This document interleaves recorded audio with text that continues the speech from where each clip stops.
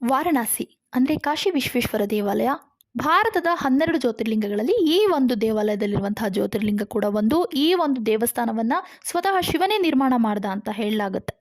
ಸ್ಕಂದ ಪುರಾಣದಲ್ಲಿ ಕೂಡ ಕಾಶಿ ಖಂಡ ಅನ್ನುವಂಥ ಹೆಸರು ಬರುತ್ತೆ. ಬ್ರಹ್ಮವೈವರ್ತ ಪುರಾಣದಲ್ಲಿ ಕಾಶಿ ರಹಸ್ಯ ಅನ್ನೋ ಒಂದು ಭಾಗನೇ ಇದ್ದು ಇದು ವಾರಣಾಸಿಯ ಕುರಿತಾಗೇ ಇರುವಂಥದ್ದು.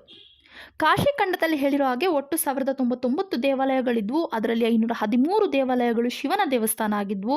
ದೇವಸ್ಥಾನದಲ್ಲಿ ಒಟ್ಟು 5 ಮಂಟಪಗಳಿದ್ವು. ಲಿಂಗ ಗರ್ಭಗುಡಿಯಲ್ಲಿದ್ದರೆ ಪೂರ್ವಕ್ಕೆ ಜ್ಞಾನ ಮಂಟಪ, ಪಶ್ಚಿಮಕ್ಕೆ ರಂಗಮಂಟಪ, ಉತ್ತರಕ್ಕೆ ಐಶ್ವರ್ಯ ಮಂಟಪ, ಹಾಗೆ ದಕ್ಷಿಣಕ್ಕೆ ಮುಕ್ತಿ ಮಂಟಪ ಇತ್ತು. ಯಾವಾಗ ಭಾರತದ ಮೇಲೆ ಮುಸಲ್ಮಾನ ದಾಳಿಕೋರರು ನಿರಂತರವಾಗಿ ದಾಳಿಯನ್ನು ಮಾಡ್ತಾ ಬಂದರು, ಭಾರತದ ಹಿಂದೂ ಧರ್ಮದ ಮೇಲೆ, ಹಿಂದೂ ದೇವಾಲಯಗಳ ಮೇಲೆ ಅವರ ದಾಳಿ ನಿರಂತರವಾಗಿ ನಡೀತಾ ಇತ್ತು. ಹಿಂದೂ ದೇವಾಲಯಗಳನ್ನು ಕೆಡವಿ ಮಸೀದಿಯನ್ನು ಮಾಡುವಂತಹ ಕೆಲಸ ಕೂಡ ನಿರಂತರವಾಗಿ ನಡೀತಾ ಇತ್ತು. ಅಂತಹ ದಾಳಿಕೋರರ ದಾಳಿಗೆ ಒಳಗಾದಂತಹ ದೇವಾಲಯಗಳಲ್ಲಿ ಕಾಶಿ ವಿಶ್ವನಾಥ ದೇವಾಲಯ ಕೂಡ ಒಂದು.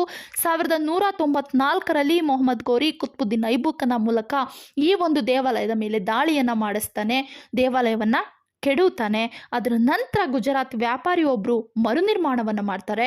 ಆದರೆ ಈ ಮುಸಲ್ಮಾನ ದೊರೆಗಳು ಪದೇ ಪದೇ ಪದೇ ಪದೇ ದೇವಾಲಯಗಳ ಮೇಲೆ ದಾಳಿಯನ್ನು ಮಾಡ್ತಾರೆ. ಹಾಗೆ ದೇವಾಲಯ ಎಷ್ಟು ಬಾರಿ ದಾಳಿಗೆ ಒಳಗಾಗಿತ್ತು ಅಷ್ಟೂ ಬಾರಿ ನಿರಂತರವಾಗಿ ಮರುನಿರ್ಮಾಣವನ್ನು ಹೊಂದ್ತಾ ಹೋಗುತ್ತೆ. ಅದರಲ್ಲಿ ಮುಖ್ಯವಾಗಿ ನಾವು ನೋಡೋದಾದರೆ 1505ರಲ್ಲಿ 1515 ತನಕ ಸಿಕ್ಕಂದರ್ ಲೋಧಿ ಈ ದೇವಾಲಯದ ಮೇಲೆ ದಾಳಿಯನ್ನು ಮಾಡ್ತಾನೆ. ಅದಾದ ನಂತರ 1585ರಲ್ಲಿ ರಾಜ ಮಾನ್ಸಿಂಗ್ ಅನ್ನೋಂಥನು ಈ ದೇವಾಲಯವನ್ನು ಮರುನಿರ್ಮಾಣವನ್ನು ಮಾಡ್ತಾರೆ. ರಾಜ ತೋಡರಮಲ್ಲ ಅನ್ನೋರು ಅನುದಾನವನ್ನು ನೀಡ್ತಾರೆ. ನಂತರ ಏನಾಗುತ್ತೆ, ಔರಂಗಜೇಬ್ 1669ರಲ್ಲಿ ಮೊಘಲರ ದೊರೆಯಾಗಿದ್ದಂತಹ ಈ ಔರಂಗಜೇಬ್ ಅನ್ನುವಂತಹ ಅಜ್ಞಾನ ದೊರೆ ಈ ಒಂದು ಕಾಶಿ ವಿಶ್ವನಾಥ ದೇವಾಲಯದ ಮೇಲೆ ದಾಳಿಯನ್ನು ಮಾಡಿ ಹಿಂದೂ ಧರ್ಮಗಳ ಮೇಲೆ ದಾಳಿಯನ್ನು ಮಾಡೋದ್ರ ಮೂಲಕ ಜನರನ್ನು ಮತಾಂತರ ಮಾಡೋದಕ್ಕೆ ಶುರು ಮಾಡ್ತಾನೆ. ಅಂತಹ ಒಂದು ನೀಚ ದೊರೆಯ ದಾಳಿಕೋರನ ದಾಳಿಗೆ ಒಳಗಾದಂತಹ ಈ ಕಾಶಿ ವಿಶ್ವನಾಥ ದೇವಾಲಯ ಏನಾಗುತ್ತೆ, ಜ್ಞಾನವಾಪಿ ಅನ್ನೋ ಮಸೀದಿಯನ್ನಾಗಿ ಮಾಡುವಂತಹ ಪ್ರಯತ್ನವನ್ನು ಈ ಒಂದು ಔರಂಗಜೇಬ್ ಮಾಡ್ತಾನೆ.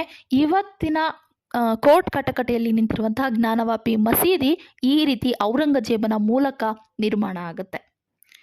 ಆದರೂ ಕೂಡ 1742ರಲ್ಲಿ ಮರಾಠರ ಸುಬೇದಾರಾಗಿದ್ದಂತಹ ಮಲ್ಲಾರ್ ಹೋಳ್ಕರ್ ಅನ್ನುವಂಥವರು ಈ ಒಂದು ಮಸೀದಿಯನ್ನು ಕೆಡವಿ ದೇವಾಲಯವನ್ನು ಮರುನಿರ್ಮಾಣ ಮಾಡಬೇಕು ಅನ್ನುವಂತಹ ಪ್ರಯತ್ನವನ್ನು ಮಾಡ್ತಾರೆ. ಅದರದು ಫಲ ಕೊಡೋದಿಲ್ಲ. ಆದರೆ 1780ರಲ್ಲಿ ಈ ಮಲ್ಲಾರ್ ಹೋಳ್ಕರ್ ಅವರ ಸೊಸೆಯಾಗಿದ್ದಂತಹ ಅಹಲ್ಯಾಬಾಯಿ ಹೋಳ್ಕರ್ ಅವರು ಇವತ್ತಿನ ದೇವಸ್ಥಾನವನ್ನು ಏನು ನಾವು ನೋಡ್ತಾ ಇದ್ದೀವಿ ಆ ಒಂದು ದೇವಸ್ಥಾನವನ್ನು ನಿರ್ಮಾಣ ಮಾಡ್ತಾರೆ. ಇನ್ನು ಸಿಖ್ಖರಿಗೂ ಹಿಂದೂಗಳಿಗೂ ಯಾವ ರೀತಿಯ ಸಂಬಂಧ ಅಂತ ನೋಡಿದಾಗ ರಾಮ ಮಂದಿರದ ವಿಚಾರದಲ್ಲಿ ನಿಹಾಂಗ್ ಸಿಖ್ಖರು ಹೋರಾಟವನ್ನು ಮಾಡಿದ್ದನ್ನು ನೋಡಿದ್ದೀವಿ. ಅದೇ ರೀತಿ 1835ರಲ್ಲಿ ಸಿಖ್ಖರ ದೊರೆಯಾಗಿದ್ದಂತಹ ಮಹಾರಾಜ ರಂಜಿತ್ ಸಿಂಗ್ 1 ಟನ್ ಚಿನ್ನವನ್ನು ಈ ಒಂದು ದೇವಸ್ಥಾನದ ನಿರ್ಮಾಣಕ್ಕಾಗಿ ಕೊಡ್ತಾರೆ. ಇವತ್ತು ಏನು ನಾವು ಗೋಲ್ಡ್ ಪ್ಲೇಟೆಡ್ ನೋಡ್ತಾ ಇದ್ದೀವಿ ಕಾಶಿ ವಿಶ್ವನಾಥ ದೇವಸ್ಥಾನದ ಮಂದಿರದ ಮೇಲ್ಭಾಗದಲ್ಲಿ ಆ ಒಂದು ಡೋಮ್ನಲ್ಲಿ, ಅದನ್ನು ಈ ರಾಜ ಸಿಖ್ಖರ ದೊರೆಯಾಗಿದ್ದಂತಹ ಮಹಾರಾಜ್ ರಂಜಿತ್ ಸಿಂಗ್ ರವರ ಕೊಡುಗೆ ಅಂತ ಹೇಳ್ಬೋದು. ಇನ್ನು ಈ ಮುಖ್ಯ ದೇವಸ್ಥಾನದ ಉತ್ತರ ಭಾಗದಲ್ಲಿ ಅದರ ಆವರಣದಲ್ಲಿ ಒಂದು ಸಣ್ಣ ಬಾವಿ ಇತ್ತು. ಅದನ್ನು ಜ್ಞಾನವಾಪಿ ಅಂತ ಕರೀಲಾಗ್ತಾ ಇತ್ತು. ಅದರ ಅರ್ಥ ಜ್ಞಾನದ ಬಾವಿ ಅಂತ.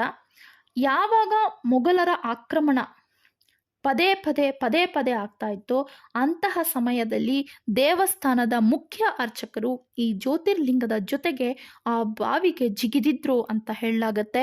ಅದನ್ನು ಲಿಂಗವನ್ನು ರಕ್ಷಣೆ ಮಾಡೋದಕ್ಕೋಸ್ಕರ, ಯಾಕಂತ ಹೇಳಿದ್ರೆ ಆ ಒಂದು ಅತಿಕ್ರಮಣ ಮುಸಲ್ಮಾನ ಮೊಘಲ್ ದೊರೆಗಳು ಈ ಒಂದು ಲಿಂಗವನ್ನು ಎಲ್ಲಿ ಹೊಡೆದಾಕ್ಬಿಡ್ತಾರೋ ಅಥವಾ ನಾಶ ಮಾಡಿಬಿಡ್ತಾರೋ ಅನ್ನುವಂತಹ ನಿಟ್ಟಿನಲ್ಲಿ ಮುಖ್ಯ ಅರ್ಚಕರು ಆ ಲಿಂಗವನ್ನು ತಗೊಂಡು ಆ ಬಾವಿಗೆ ಜಿಗಿದಿದ್ರಂತೆ.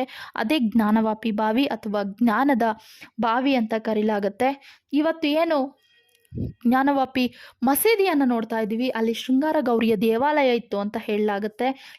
ಅಲ್ಲಿ ಶೃಂಗಾರ ಗೌರಿಯ ದೇವಾಲಯಕ್ಕೆ ನಿತ್ಯ ಪೂಜೆ ಆಗ್ತಾ ಇತ್ತು. ಆದರೆ 1992ರಲ್ಲಿ ಬಾಬ್ರಿ ಮಸೀದಿ ನೆಲಸಮವಾದ ನಂತರ ಅಲ್ಲಿಗೆ ಈ ಒಂದು ಪೂಜೆಯನ್ನು ಸಲ್ಲಿಸೋದಕ್ಕೆ ಬಿಟ್ಟಿಲ್ಲ ಅವತ್ತಿಂದ ಅಂತ ಹೇಳಲಾಗುತ್ತೆ. ಜೊತೆಯಲ್ಲಿ ಅದಕ್ಕೋಸ್ಕರನೇ ಇವತ್ತು ಅಲ್ಲಿಂದ ಶುರುವಾದಂತಹ ಒಂದು ಕೇಸ್ ಜ್ಞಾನವಾಪಿದು ಕೋರ್ಟ್ನಲ್ಲಿ ನಡೀತಾ ಇದೆ, ಕೋರ್ಟ್ನ ಕಟಕಟೆಯಲ್ಲಿ ಇದೆ. ನೋಡಬೇಕು ಯಾವ ರೀತಿಯ ಒಂದು ಜಡ್ಜ್ಮೆಂಟ್ ಬರುತ್ತೆ, ಹಾಗೆ ಯಾವ ರೀತಿಯ ನ್ಯಾಯ ಯಾರಿಗೆ ಸಿಗುತ್ತೆ, ಆ ಮಸೀದಿಯನ್ನು ಜ್ಞಾನವಾಪಿ ಮಸೀದಿ ಏನಿದೆ ಅದು ಶೃಂಗಾರ ಗೌರಿ ದೇವಾಲಯ ಅಂತ ಕರೀಲಾಗತ್ತೆ. ಅದಕ್ಕೆ ಹಲವು ಪುರಾವೆಗಳು ಕೂಡ ಇದೆ. ಆ ಒಂದು ವಜಖಾನ್ ಅನ್ನುವಂತಹ ಏನು ಬಾವಿ ಇತ್ತು ಅದರಲ್ಲಿ ಶಿವಲಿಂಗ ಇದೆ ಅಂತ ಹೇಳಲಾಗತ್ತೆ. ಅದೆಲ್ಲವನ್ನು ಕೂಡ ಇವತ್ತು ASI ಅವರು ಒಂದು ರಿಪೋರ್ಟನ್ನು ಮಾಡ್ತಾ ಇದ್ದಾರೆ. ಅದ್ರ ಪ್ರಕಾರ ನೋಡಬೇಕು ಹೇಗಾಗತ್ತೆ ಅಂತ ಹೇಳಿಬಿಟ್ಟು, ಯಾವ ರೀತಿಯ ನ್ಯಾಯ ದೊರೆಯುತ್ತೆ ಅಂತ ಹೇಳಿ.